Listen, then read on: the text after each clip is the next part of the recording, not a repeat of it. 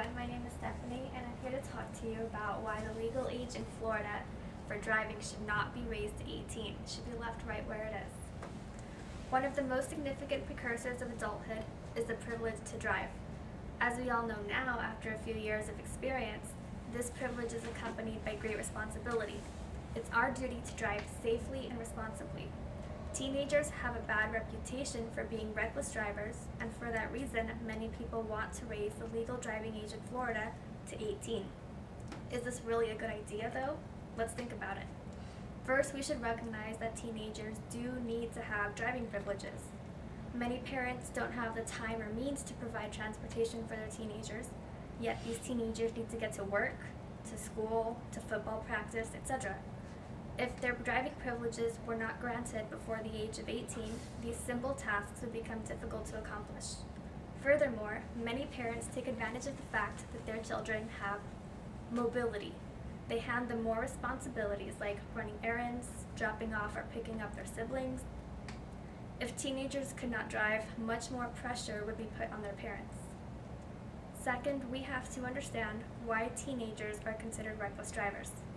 The biggest reason teenagers have so many accidents is that they're unexperienced. Their parents don't give them the driving hours they're supposed to have, or their parents don't trust them to go out by themselves. As they grow older, they're able to use their experience to avoid accidents. So whether a person starts driving at 15 or 18 will not change how much experience they have under their belts.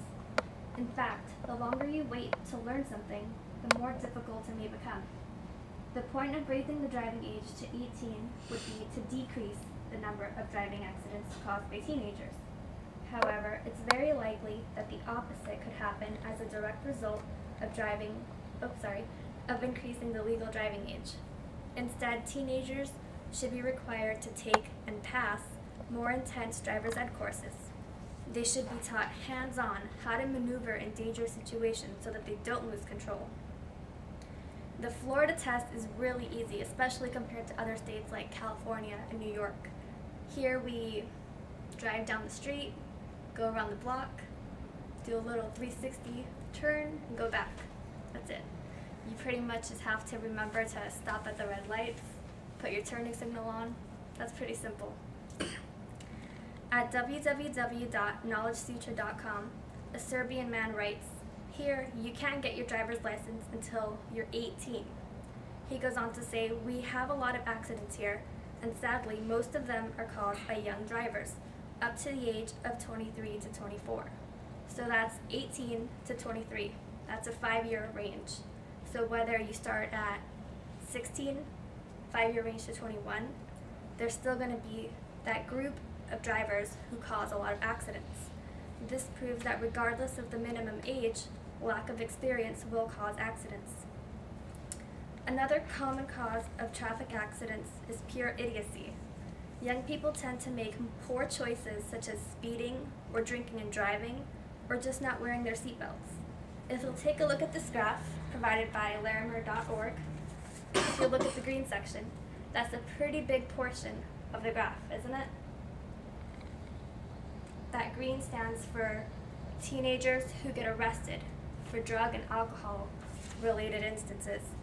It accounts for 30% of juveniles arrested in 2008. On top of that, teenagers are less likely than any other group to not wear their seatbelts.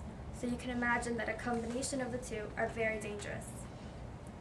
According to Centers for Disease Control and Prevention, among male drivers between 15 and 20 years of age who were involved in fatal crashes in 2005, 37% were speeding at the time of the crash, and 26% had been drinking. These are factors that would have come into play regardless of their age. If there were stricter punishments for these simple rules, a lot of deaths, both of teens and adults, could have been prevented.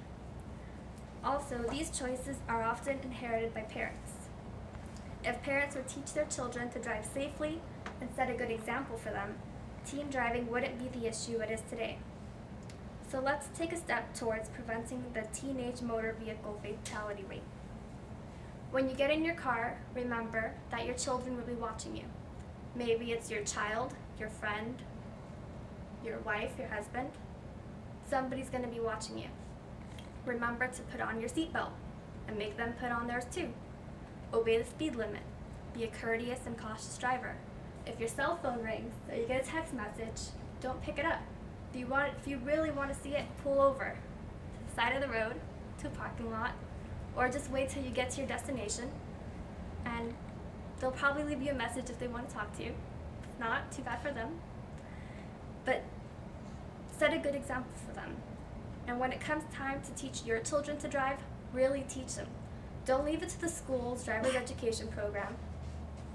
According to the Insurance Institute for Highway Safety, formal evaluations of U.S. high school driver education programs indicate little to no effect in reducing crashes per licensed driver.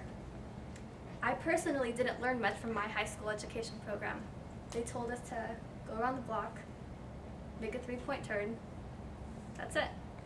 Raising the legal driving age to 18 will not eliminate any problems, only prolong them.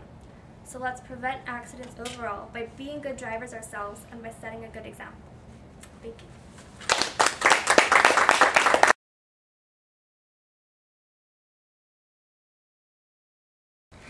My name is Victor Furman. Sadie Furman. Aria Potter. Juan Gaviret. Healthy Potter. James Spider. Victor Furman. Nicole Barbieri. Richard Carver. Tiffany Bird. T. Cal Harrison. Stephanie Keith.